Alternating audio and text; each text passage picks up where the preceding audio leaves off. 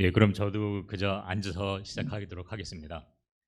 이, 오늘 제가 말씀드릴 것은 어쨌든 우리가 지금 처해 있는 상황에서부터 이 향후 우리가 경험해야 될 이 포스트 휴먼 사회에서 과연 그 우리들의 어떤 모습이랄까요? 이런 것을 한번 생각해 보자는 겁니다만 어쨌든 이 지금 우리가 겪고 있는 코로나 상황이라는 것과 또 뭐 누구나 지금은 이제 어느 정도 상식화된 인류세라고 하는 지금 우리가 처한 기후 변화라든지 생태 위기 이런 것들을 바라보면서 과연 이 포스트 휴먼이 갑자기 어디서 하늘에서 뚝 떨어지는 게 아니라 지금 우리 사회의 연장선상 속에서 펼쳐진다면 지금 우리가 겪고 있는 코로나와 또 향후 우리가 만들어내야 될 포스트 코로나와 포스트 휴먼은 같이 갈 수뿐이 없다는 것이고, 그랬을 적에 우리가 지금 생각하는 어떤 지구 구성원들의 어떤 관계는 또 향후 포스트 휴먼 사회에서도 이어질 거라고 저는 봅니다. 그래서 이제 그러한 것들을 한번 검토해보고 이 포스트 휴먼 사회가 어떻게 나가야 될까라는 것을 한번 생각해보고자 합니다. 뭐 제가 늘 쓰는 슬라이딩을 합니다만 여기 계란이 있습니다. 달걀. 달걀을 보면 뭐 사람들에 따라서 영양가가 얼마다, 혹은 뭐 저희 같이 수약을 하는 사람들은 조류 인플루엔자 걱정하고, 또 식품 안전을 바라본다면 예전에 저희들이 문제됐었습니다만 계란 껍질에 어떤 뭐 살균제가 묻어 있다는 등, 경제학자는 이 가격 변화가 어떻게 될까 뭐 여러 가지로 생각할 수 있어요. 결국 어떻게 보면 이게 이제 조금 전에 신 교수님께서 말씀해주신 그런 이 해석의 관점인데요.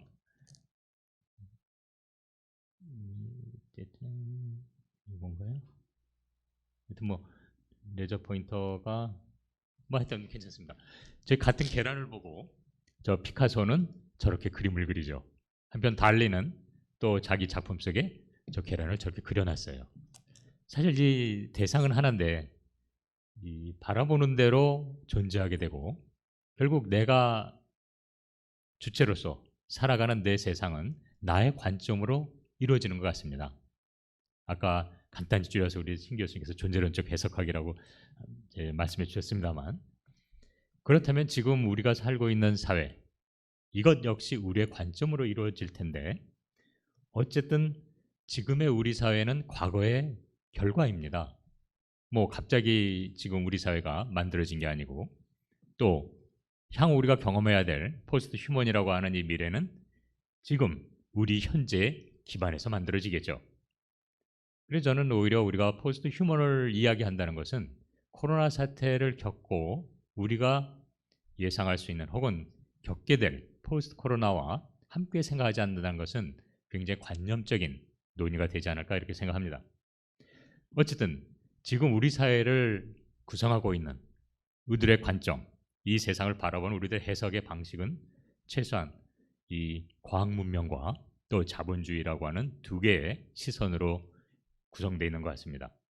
그렇기 때문에 어떻게 보면 우리가 지금 이야기하는 것은 이러한 과학기술과 자본주의로 이루어진 근대 사회에서 과연 우리 생명의 위치나 가치가 어떻게 자리 잡고 있으며 이것이 포스트 휴먼에 어떻게 이어질 것인가라는 이야기로 될 것 같습니다. 사실 이 포스트 이 휴먼, 물론 예전에는 이제 포스트 모던이란 말도 있었죠. 어쨌든 조금 전에 강의도 있었습니다만 니체는 신은 죽었다라는 상징적인 선언으로 이 중세를 넘어선 근대로 이어지는 그 선언이라고 할 수 있겠습니다만, 사실 지금 이 근대 사회는 우리가 지금 겪고 있는 위기 변화나 코로나 사태를 가지고 있는 이 근대 사회는 분명히 이 유럽 서구의 데카르트식의 합리적 이성의 산물입니다. 그걸 뭐 부정할 수 있는 사람 없죠. 그리고 그것이 정말 하나 이데올로기로서 우리 사회에 자리 잡고 있습니다만, 여기서 저는 뭐 오늘 기조 강연에도 잠깐 있었습니다만 이 합리성과 이성이 과연 같은 것일까라는 질문을 반드시 던져야 된답니다. 저는 포스트 휴먼을 생각할 때 저는 니체가 이 신은 죽었다라고 말했다면 저희는 이제 이성을 죽여야 된다고 생각합니다. 이 데카르트의 합리적 이성의 결과로서 지금 우리가 목격하는 게 인류세고 또한 지구 위기와 이러한 생태계 파괴라면 과연 이성을 이대로 유지한 이성의 틀, 데카르트식의 합리적 이성의 틀로 만들어진 이 세상, 그걸로 우리가 바라보면서 만든 이 세상이 과연 합리적일까? 저는 이 유럽의 이 근대 사회에서의 가장 문제점은 이 합리성과 이성을 동일시하는 데 있다고 봅니다. 물론 이성적인 건 합리적인 건 맞습니다. 그러나 합리적인 게 다 이성적인 것일까요? 저는 그렇게 생각하지 않습니다. 제가 뭐 오늘은 그 주제는 다루지 않겠습니다만 이제 아까 잠깐 얘기 나왔습니다. 영성이란 문제, 감성, 영성. 사실 감성에도 합리성이 있고 영성에도 합리성이 있죠. 그러한 어떤 이 지점을 생각하지 않고 이러한 저는 이성의 독재 시대라고 부르는데요. 뭐 예를 들어서 우리 감성을 다루는 뭐 미술이나 음악을 공식적으로 우리 사회에서 가르치기 위해서 뭐 미대 교수가 된다, 음대 교수가 되기 위해서는 박사 학위가 있어야 됩니다. 박사 학위라고 하는 것은 서론, 본론, 결론에 논문을 써야 돼요. 그래서 그러한 이성적인 이 검열을 통과한 사람만이 당신은 이제 우리나라에서 우리 사회에서 공식적으로 이 미술을 가르치고 자격을 줄 수 있고 음악을 자격증을 줄 수 있죠. 그런 의미에서 저는 뭐 언제 기회 되면 다시 한번 다루겠습니다만 합리적인 것과 이성적인 것을 동일시하는 이 우리 근대 사회에서 빚어진 이 우스꽝스러운 모습이 지금의 이 생태계 파괴라고 생각합니다. 어쨌든 그러면 제가 말씀드린 것처럼 포스트 휴먼이 지금에 근간한다면 지금에 대한 지점을 성찰하지 않고 포스트 휴먼을 얘기한다는 거 우습다면 다시 한번 여기 뭐 코비드 상황을 잠깐 봤습니다.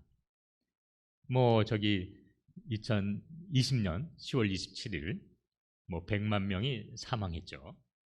그런데 뭐 한 1년 지났더니 500만 명이 사망했습니다. 사실 이렇게 짧은 시간 내에 많은 사람이 사망할 이런 팬데믹, 역병이 돌 거라고는 예상하지 못했습니다. 이런 새로운 질병이 나올 거는 저희 같은 사람, 뭐 생물학자들은 다 예상을 했었죠. 그렇다면 이런 게 어디서 왔는가라는 점은 들여다보지 않는 한, 또 이것에 대한 성찰이 없는 한, 과연 우리가 포스트 휴먼을 제대로 만들어낼 수 있을 것인가? 뭐 이게 설명을 안 드리겠습니다만 이게 지난 30년간 새로 등장한 인류가 처음 겪는 질병이자 이게 빨간 점으로 표시되어 있고요. 또 이 파란 점은 이제 없어졌다, 괜찮다 생각했던 게 등장한, 다시 나온 질병들입니다.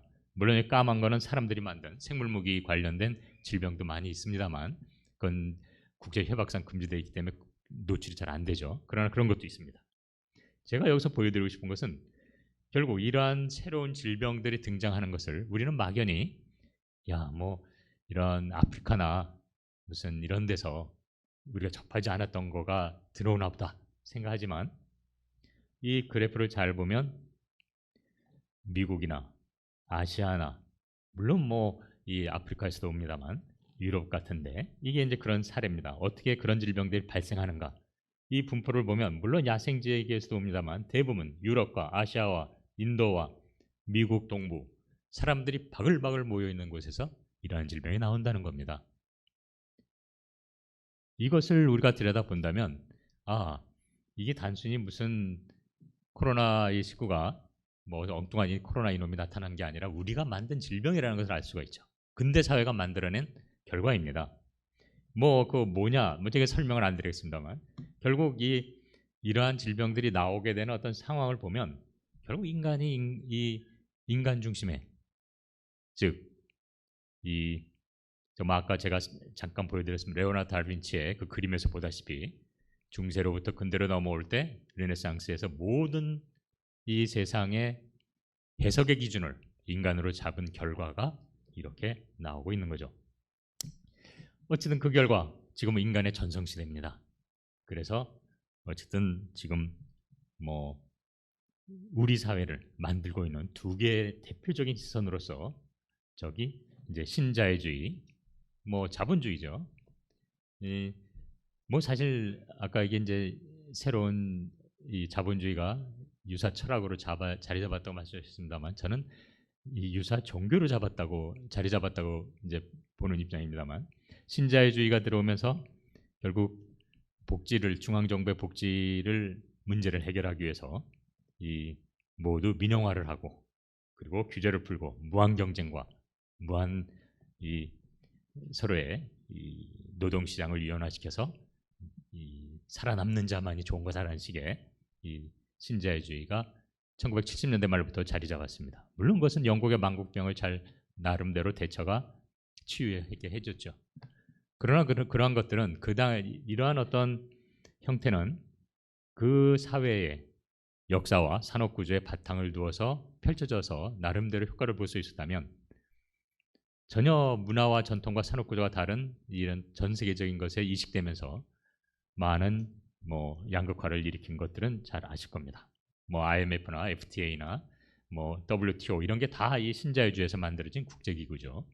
한편 이렇게 되면서 또한 지금은 인간의 시대, 저기 엔트로포신이라는 말이 있듯이 인류세가 됐습니다. 어쨌든 신자유주의를 뭐 하나의 슬라이드만 요약한다면 이렇게 이 정말 무슨 노동이 아니라 단순히 그냥 이 주식이나 영끌해 가지고 투자해서 그냥 이 금융자본주의로서 그러나 이런 무한 경쟁 속에 정말 이 제대로 된 것이 자리 잡으면 되지 않냐라는 식은 사실 출발선이 이제 똑같을 때나 형성되는 말이죠. 그러나 이미 사회적으로 기울어진 운동장에서 자유 경쟁을 말한다는 것은 가진 자는 더 가지고 못 가진 자는 더 못 가지는 이 사회 구조죠. 그것은 뭐 단순히 월가를 점령하는 뿐만 아니라 전 세계적으로 펼쳐진 모습입니다. 지금 우리가 살고 있는 우리가 만들어낸 사회가 이러한 자본주의의 이 모습과 함께 드디어 인류세라고 하는 사실 45억 년의 이 지구의 역사에서 뭐 긴 시간 동안 지질 운동이 있고 그러면서 그 시대마다 특징적인 그 화석이 자리 잡아서 우리는 이 지질학적으로 이러한 그 특정 세기를 규정합니다. 지금은 충적세죠.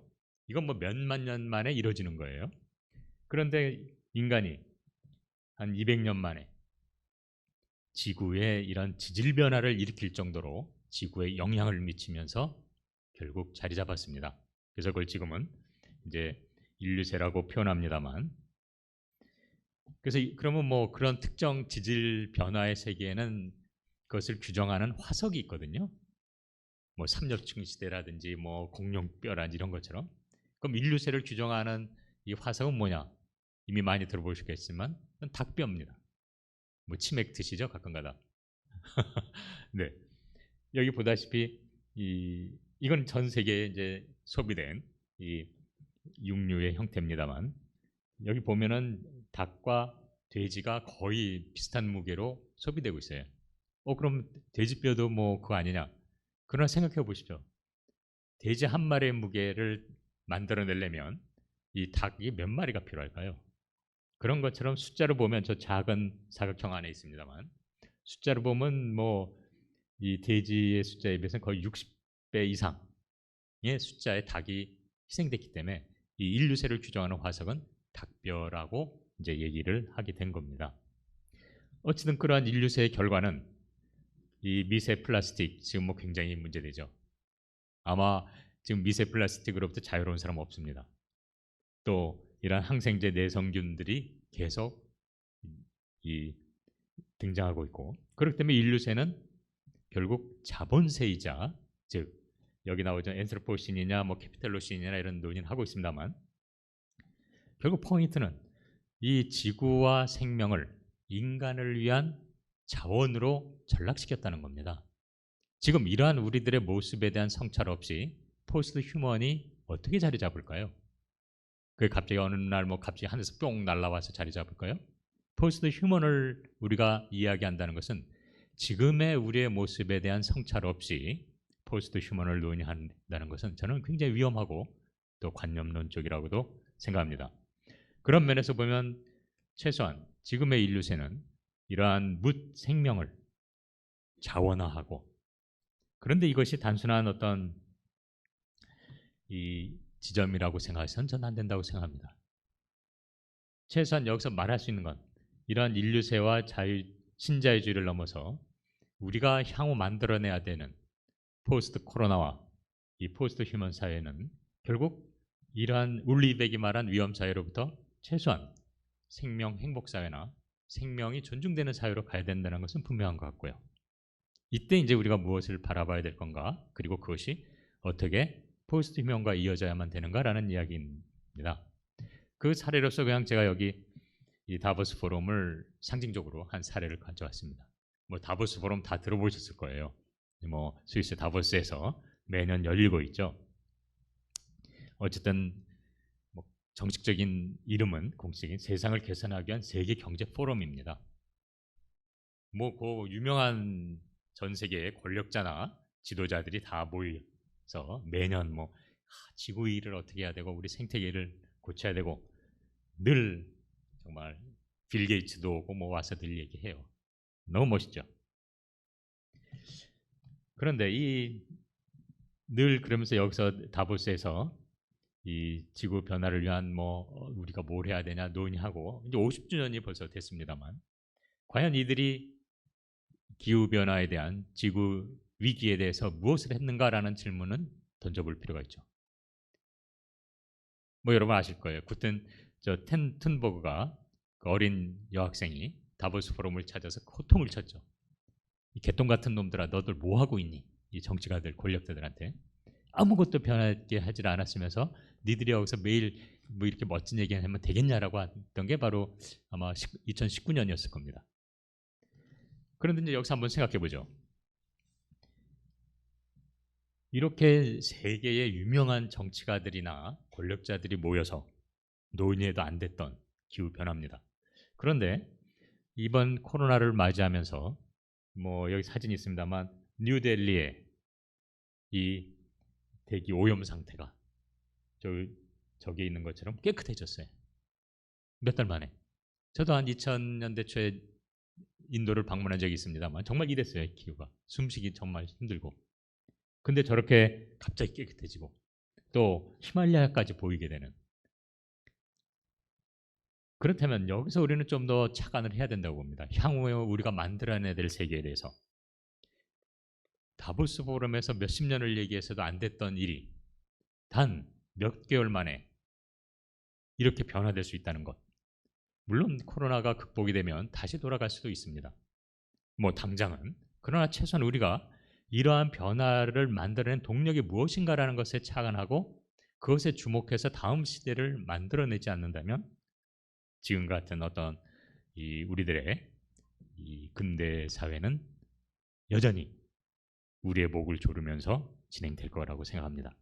그러면 이러한 변화의 동력이 뭘까요? 저는 결국 생명 안전과 생명에 대한 누구나 이 코로나 사태에서 지금 뭐 1년 되든 뭐 몇백만 명 죽어버리는데 큰일 났다. 이거 뭐 우리 단지 마스크 쓰잖아요. 이렇게 생명 안전의 문제, 생명의 문제가 됐을 때 역시 변화는 시작이 되는 거고 또 더 중요한 건 결국 일상의 변화입니다. 일상의 현장에서 접목되지 않는 한 아무리 유명한 사람, 아무리 세계 지도자들이 모여서 얘기를 한다 한들 그것은 공론에 불과하죠.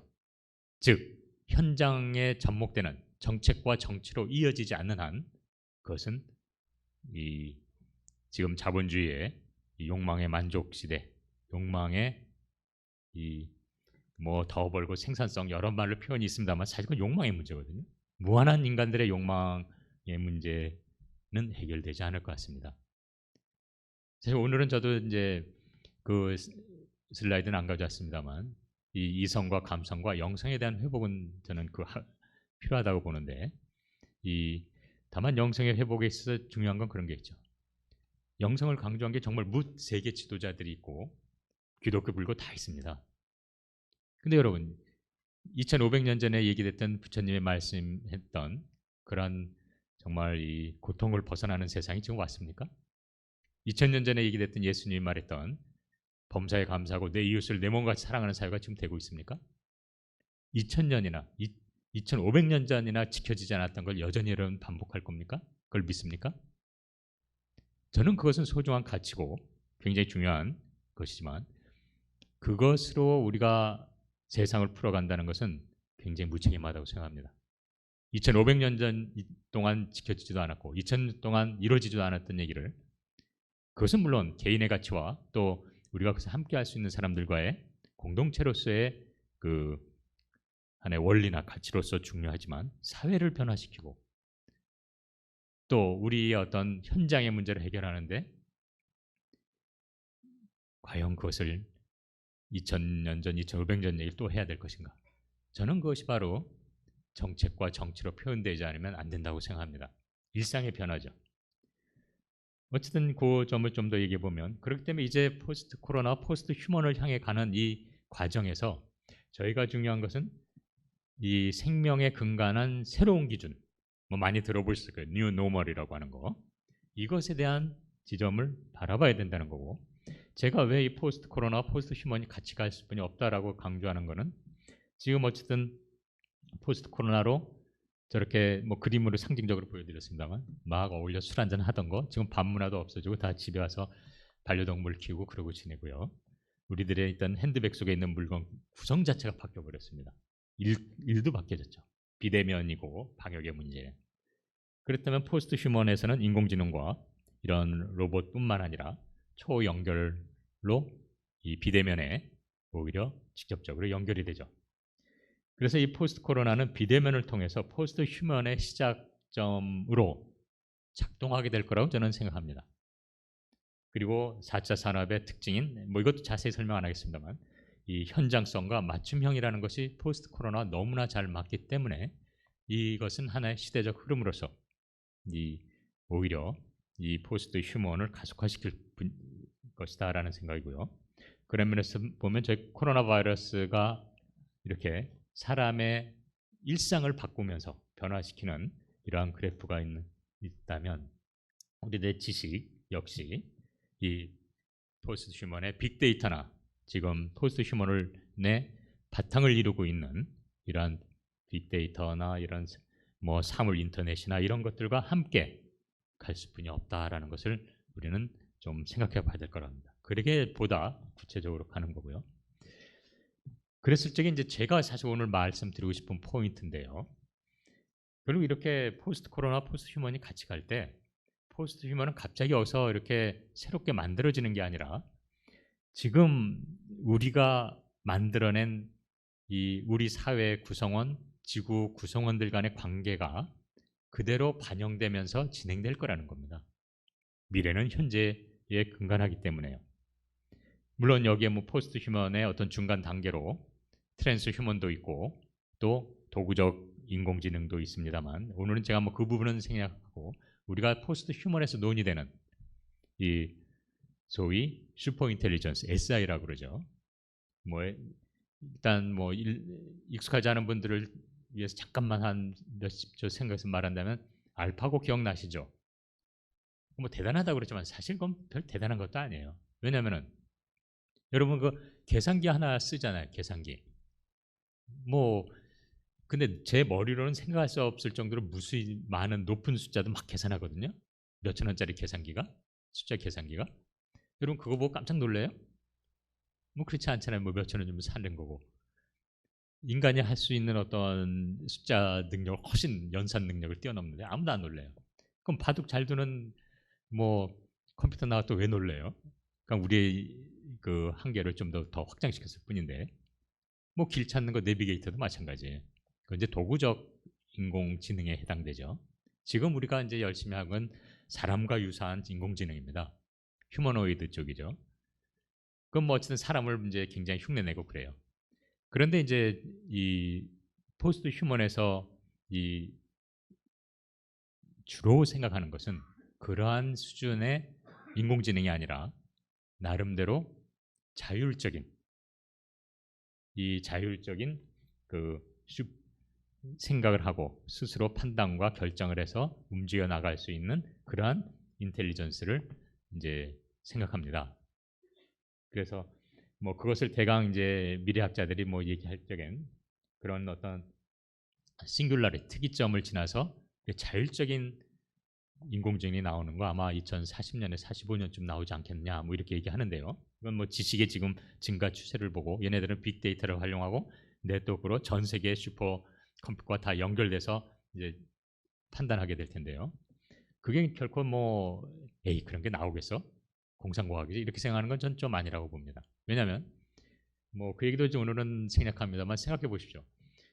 우리 지구상에서 물질로 이루어진 물질계에서 생명체가 등장했거든요. 혹시 여러분 이기적 유전자 들어보셨나요? 그런 말. 네. 이기적 유전자. 유전자는 DNA로 이루어져 있어요. 그래서 우리가 뭐 몇 년 전 범죄자도 DNA를 남기면 그걸 확인해서 잡잖아요. 그런데 왜 그럼 이기적 DNA라고 안 그랬을까요? 사회생물학자들이. 이기적 유전자라는 개념은 결국 우리들의 이런 모든 문명이나 이런 뭐 학문 포함해서 자신의 유전자를 확장시키기 위해서 만들어낸 구조일 뿐이다라는 게 이제 전형적인 이 분석적 환원론의 정점에 있는 이 사회생물학자들이 하던 얘기인데요. 그래도 그들이 말한 게 유전자가 DNA랑 뭐 다른가? 왜 근데 그러지 생각하지만 사실은 매우 다른 겁니다. DNA와 유전자는 일반 분들은 그냥 비슷하게 생각할지 모르지만 DNA는 물질이에요. 합성도 하고 다 그래요. 근데 유전자는 그것에 바탕을 둬서 생명 현상을 발현하는 기초 단위입니다. 그래서 생명을 말할 때 우리는 유전자를 얘기하지 DNA를 얘기하지는 않습니다. 그 구성 물질이 이제 DNA지. 그래서 사회생물학자들도 이런 생명이 만든 모든 문명은 이러한 유전자라고 말한 거예요. 그래서 물질에서 이런 유전자가 등장하게 된 건 굉장히 놀라운 일이죠. 물질만 봐서는 예상할 수가 없어요. 그걸 우리가 요즘 복잡계 과학에서 말하는 창발 현상이라고 부르는데요. 그런 의미에서 동물과 사람의 차이는 이 사회생물학자들은 놓쳤지만 그래서 그냥 이게 다 이기적 유전자 확장의 결과라고 생각하지만 저는 그건 매우 모자란 생각이라고 생각해요. 굉장히 찌질한 생각이죠. 일반 생명체들과 달리 인간은 또 다른 거기 이제 인간됨이 나오는데요. 오늘 기조 강연에서 했지만 그 인간됨이 뭐냐라는 건 이제 다양하게 얘기될 수 있습니다만 그 지점이 있어서 다른 생명체들과 또 한 번 도약이 생긴 거죠. 마찬가지로 인공지능이 이렇게 쭉 계속 이렇게 빅데이터로 축적되고 초연결망으로 이어졌을 때 단순한 도구적인 아니면 사람을 흉내낸 정도의 인공지능에서부터 또 다른 도약은 충분히 예측이 됩니다. 그것이 가능하다는 게 이제 요즘 많이 연구하고 있는 복잡계 과학이죠. 언제 기회 되면 또 소개하겠습니다만 그랬을 적에 결국 포스트 휴먼의 논의는 이런 뭐 도구적 인공지능은 문제 그걸 가지고 논의할 건 없어요. 그냥 그건 뭐 그냥 도구일 뿐이고 뭐 경우에 따라 트랜스 휴먼 이것도 뭐 그냥 우리의 인간을 기능적으로 확장시켰을 뿐이지 그게 그렇게까지 큰 임팩트가 있다고 생각하지는 않습니다. 그건 왜냐하면 지금도 패럴림픽 같은 거 보다시피 다리 없으신 분들이 인공 다리를 띄고 막 달리고 막 다 하잖아요. 그거 이상하게 안 보거든요. 트랜스 휴먼이라고는 우리 굉장히 좀 관념적으로 생각하면 대단할 것 같지만 이미 그건 진행되고 있습니다. 우리 뭐 렌즈를 이식한다, 라섹을 한다, 다 트랜스 휴먼이에요 일종의. 너무 그렇게 특별한 게 아니라면 그렇다면 물론 그것이 이제 뭐 극단적으로 어느 범위의 문제로서 그 문제될 수는 있죠. 그러나 오히려 포스트 휴먼에서 논의될 것은 이렇게 자율적인 인공지능 SI라고 부르는 이놈들은 지가 하다가 이게 좀 뭐 부러졌어. 그러면 위험 신호를 딱 우리가 마치 다쳤을 때 통증을 느끼듯이 위험 신호를 받아들여서 지가 띠디딕 가가지고 고치고 수리하고 필요하면 자기와 똑같은 걸 만들어서 더 일을 하고 다 초연결망으로 다 이어져 있으니까요. 생각도 같이 할 수 있고 아까 기조 강연에서 말했습니다만 언어가 통일됐을 때 그건 굉장히 위험한 일이죠. 근데 그런 짓을 할 수 있는 놈들이 나올 수 있는 게 가능하다는 겁니다. 물론 그런 점에서 보면 이 가이아 이론을 지금 생태 이론의 어떤 나름대로 논리적 근거를 만든 가이아 이론을 제시한 제임스 러브록 박사는 본인이 100살 되는 실제 살아서 100살이 됐어요 작년에. 그러면서 이 사람이 또 책을 냈어요. 100살 기념으로.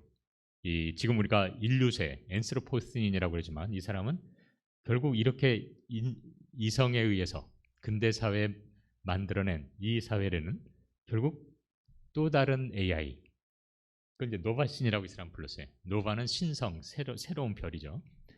그걸로 구원될 거라고 주장합니다. 근데 이 사람의 관점은 결국 그렇기 때문에, 그러나 그것을 결정하는 것은 우리들이 어떻게 포스트 휴먼 사회를 만들어 가느냐에 결정된 것이지, 그것에 대한 논의 없이 이 포스트 휴먼을 우리가 겪는다는 것은 재앙이다. 다시 말해서 근대 우리 사회를 만들고 있는 데카르트식의 이성에 대한 죽음을 선언하지 않고 지금의 이성의 독재 시대도 그대로 갔다간 우리는 끝장난다는 관점이기도 하죠. 생태주의자인데 인공지능에 의해서 구원이 될 거라고 말하는 셈이 된 겁니다. 그렇기 때문에 이런 이 지구 오염, 이런 신자유주의와 이 근대 이성 독재 시대에서 생명이나 지구를 자원으로 생각하기보다는 과연 생명의 가치가 뭐고 우리가 어떻게 만들어야 될까라는 고민이 포스트 휴먼에 이어져야 된다라는 것이고요. 그런 면에서 이 지구에서 뭐 우리 사람들이 바보는 아니니까 열심히 그것을 하기 위해서 이제 원헬스라는 개념이 나와 있습니다. 2010년도에 제시된 건데요. 사람과 동물과 환경이 하나의 통합된 관점으로 접근돼야 된다. 물론 이건 코로나를 겪기 전에 나온 거예요. 그래서 이런 걸로 갈 때 코로나, 더욱이 포스트 휴먼도 이어진다는 거고, 이것은 이미 저 왼쪽에 있는 것처럼 뭐 WHO나 뭐 여러 국제기구의 이 국제 기준으로 자리 잡았습니다. 원헬스는. 그러다 보니까 뭐 세계보건기구 날 기념식 때 매년 의사분들이 사람이 더 중요하니까 기조 강연을 하는데요. 2018년도엔 수의사인 제가 기조 강연을 했어요. 세계보건의 날. 그만큼 사람과 동물과 이 지구 환경이 함께해야 한다는 인식이 결국 지구를 구원할 거라는 관점이고요. 그것은 이미 더 발전해서 지금은 그 플래너터리 헬스, 지구 행성과학이라는 관점이 2015년도에 이 하버드 대학과 락펠러 재단과 랜셋이라고 하는 의학 전문지를 하는 그 재단이 새로 이러한 것들을 제시하고 있습니다. 사람과 동물과 지구의 통합적 건강성을 생각하지 않고 여전히 이런 인류세로서 인간만이 모든 것의 기준이고 그 인간이 가진 이성으로 이것만이 다 합리적이라고 생각해서 이 지구를 나가선 안 된다는 관점입니다만, 여기서 이제 그 결론적인 부분으로 나간다면 저는 결국 이것은 지구 구성원들 간의 관계를 재설정하자는 거거든요. 즉 지구를 바라보는 우리의 해석을 다시 만들어야 된다는 거고, 근대 이성의 근간한 시각을 바꿔야 된다는 것인데, 그렇다면 인류세를 겪는 지금 우리 사람과 동물과 이 환경을 이루고는 사물의 지위를 재설정한다는 것은 어떻게 보면 지금 우리가 생각하는 이 인간 위주가 있고 동물이 뭐 우리가 자원으로 생각할 수 이런 게 아니라 동물권에 대한 논의가 또다시 제대로 자리 잡아야 된다는. 물론 오늘 동물권 자체를 제가 오늘 얘기는 하지는 않습니다. 뭐 학교에 강의는 하고 있습니다만 지금 동물도 생명이니까 단일 관점에서 접근해야 된다는 주의와 계층, 생태계의 그 계층에 따라 하이라키에 의해서 바라봐야 된다는 여러 이게 이제 논의가 있습니다만, 최소한 중요한 것은 저런 SI와 포스트 휴먼에서 우리가 겪게 될 SI와 사람과 동물의 관계라는 것은 잘 들여다보면 저런 우리 사회의 이 여러 지위와 다르지 않다는 것을 이해하게 될 겁니다. 다시 말하면 우리가 지금 원헬스를 얘기하는 거거든요. 근대 사회에서 이 여러 생태 문제가 나오고 이런 상황이 있을 때 제대로 가기 위해선 사람과 동물과 이 자연 생태가 함께 건강해 가야 되는데, 그렇다면 이 인류세가 그걸 못했기 때문에 인간 위주가 됐기 때문에 이 상황이 나왔다면 이러한 원헬스를 위해서 인류세에서 소외된 자는 누구냐라는 질문을 던진다는 것은 다시 말해서 이 인간으로부터 동물들이 소외되고 자연 생태계는 완전 자원으로 전락한 것뿐인 것처럼 이 인식이 제대로 포스트 휴먼에 작동되려면 지금 이 순간에 우리 사회에서 차별이 있는가라는 것도 되돌아보지 않고 이러한 뭐 관념적으로 뭐 사람과 동물과 뭐 이런 게 대등하게 건강해져야 돼, 이런 것들은 넌센스죠.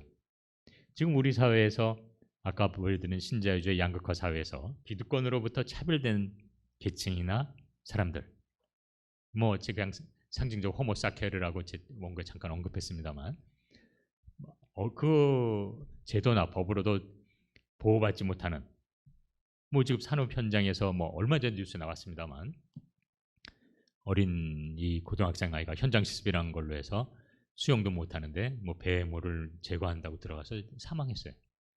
이러한 우리 사회의 차별과 배제 구조를 그냥 묵과하면서 또 인류세에서 동물이 차별받는 걸 그냥 묵과하면서 포스트 휴먼의 SI와 인간과 이런 관계가 어떻게 설정될 것인가 논의한다는 것은 사상 누각이라고 저는 생각하는 입장입니다. 그런 면에서 이러한 동물과 인간의 관계 이런 것들은 지금 우리 사회에 소외된 이웃과의 우리의 기득권의 관계 설정에 대한 행동 없이 그것이 이루어질 거라고 생각하지 않고요. 결국 포스트 휴먼을 만들어내는 우리들의 어떤 기본 자세와 시각이 해석이 제일 중요한 거니까 세상을 만들기 때문에 이것을 향해 가야 된다고 봅니다. 그런 면에서 제가 그냥 한두 슬라이드 했으면 결국 우리 안에 차별을 극복하지 않는 한 포스트 휴먼은 그렇게 장밋빛은 안 됩니다. 근데 우리들의 차별을 보십시오. 휴먼주라는 거 다 아실 거예요. 100년 전에 이미 저렇게 소위 근대화 계몽사회다 이래서 서구 유럽은 저렇게 아프리카에 흑인들을 데려다 놓고 구경하고 뭐 이건 뭐 100년 전에 그 세계 박람회 때 사람들 가둬 놓고 구경하고 뭐 마찬가지입니다. 동남아시아 사람들 이런 게 뭐 100년 좀 넘어요. 심지어 오스트레일리아, 호주는 1960년대까지도 그 원주민들은 동물 취급을 했습니다. 법으로. 뭐 한 60년 전이죠. 저 뭐 벌써 60살이 넘었는데 제가 이 땅에 존재할 때도 이렇게 동물로 취급되던 사람들이 있었던 거고 뭐 마틴 루터 킹 목사가 저렇게 거리 행진한 게 1965년입니다. 제가 초등학교 때. 그리고 그것은 결국 겉으로는 변한 것 같지만 우리의 차별은 변하지 않아서 그 2015년에 차 타임지가 그 당시 사진을 그대로 은유적으로 사용해서 변하지 않았음을 보여줬죠. 뭐 여성도 마찬가지예요. 여성의 참정권. 지금은 너무나 자연스럽고 당연하지만 이분들이 자신들이 자신의 삶에 영향을 주는 정치인을 뽑기 위한 권리를 한 거 100년 정도입니다. 심지어 스위스는 1971년도에나 겨우 여성에게 참정권을 줬어요. 스위스 뭐 굉장히 멋진 나라라고 생각하는데 뭐 부탄, 사우디아라비아 여전히 진행 중입니다. 이렇게 우리 인식이 뭐 노예나 혹은 뭐 여성에 대한 부분이나 뭐 이런 것들이 야 정말 말도 안 돼 이렇게 생각하지만 사실 지금 우리 사회 여전히 차별의식이 있습니다. 성소수자 문제라든지 외국 노동자라든지 난민에 대한 이런 어떤 편견과 차별이 여전히 존재하면서 과연 우리가 제대로 된 원헬스와 이러한 포스트 휴먼의 논의가 성숙할 것인가? 저는 그렇지 않다고 생각합니다. 지금 현재에 대한 어떤 탄탄한 성찰과 우리의 노력 없이 포스트 휴먼을 만들어낸다는 것은 오히려 아까 제임스 라브락 박사가 말한 것처럼 사실은 그렇게 희망이 있는 것만은 아닌 것 같습니다. 그래서 이제 이 툰버기 그때 이 다보스 포럼에 와서도 외친 게 그거죠. 그런 이 말만 하니 정치가 이 놈들아 제발 니들 행동을 해라. 현장을 바꾸는 참여와 이런 것 없이 뭐 설전을 했죠 두 사람이 트럼프하고도.